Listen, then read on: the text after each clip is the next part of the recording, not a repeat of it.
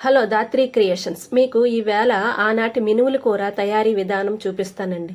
మనము ఈ సంవత్సరంలోన మనం వేసవికాలంలో ఈ మినుములు వస్తాయి కాబట్టి మనము ఈ మినుముల్ని చక్కగా శుభ్రం చేసుకొని ఉంచుకొని కూర వండుకోవచ్చు. తర్వాత విసురుకొని మనం పప్పు కూడా చేసుకోవచ్చండి.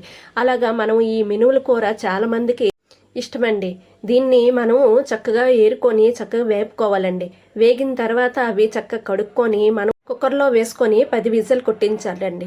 ఈ లోపల మనం ఒక తపేల్లోన కొంత ఆయిల్ వేసి మనము అల్లం వెల్లుల్లి పేస్టు, తర్వాత కరివేపాకు, ఉల్లిపాయ ముక్కలు ఇవన్నీ వేసి బాగా వేగించాలండి. వేగించిన తర్వాత మనము టమాటా పళ్ళు కూడా ఒక 4 టమాటా పళ్ళు అయితే సరిపోతాయండి.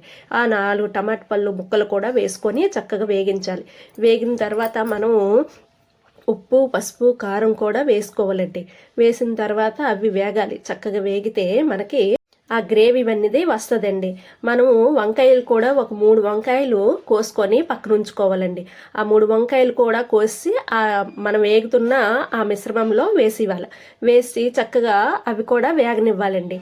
వేగిన తర్వాత కుక్కర్లో పెట్టుకున్న అవి మినుములు కూడాను చక్కగా ఉడకాలండి. ఎక్కువ విజిల్లు రావాలన్నమాట. వస్తే అవి బాగా ఉడుకుతాయి. ఈ మినుముల కూర అంటే మా వారికి గొప్ప ఇష్టమండి. ఎప్పుడు మినుములు కొన్నా ఈ మినుముల కూర చేయమంటారు.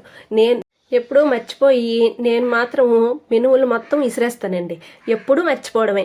ఈసారి మాత్రం గుర్తుంచుకొని మరీ ఉంచేసి ఈ మినుముల కూర తయారీ చేయాలనేసి అనుకొని ఈవేళ కుదిరింది నాకు. మనం కోసుకున్న ఈ వంకాయల ముక్కలు కూడా వేసుకోవాలండి.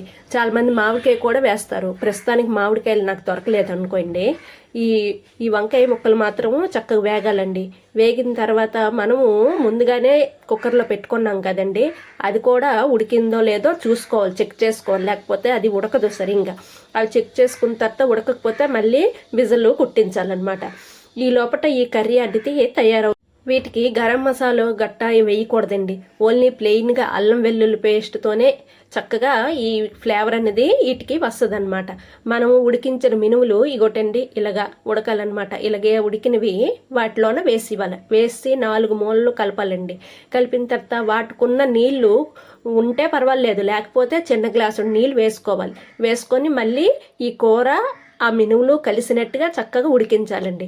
ఉడికించిన తర్వాత ఉప్పు గట్ట సరిపోయిందట్టే, లేకపోతే సరిపోతే ఒకసారి చెక్ చేసుకొని ఉప్పు వేసుకొని చక్కగా కలుపుకొని మూత పెట్టుకొని సిమ్లోనే ఉడికించాలండి. ఉడికిస్తే సూపర్గా ఉంటుందండి ఈ కూర. ఆనాటి రైతులు ఈనాటి రైతులు అందరూ మెచ్చుకునే కూర అండి ఇది. మన ముడుకులకి బలాన్నిచ్చే మినుముల కూర. ఈ వీడియో మీకు నచ్చితే లైక్ చేయండి, సబ్స్క్రైబ్ చేసుకోండి. Thank you.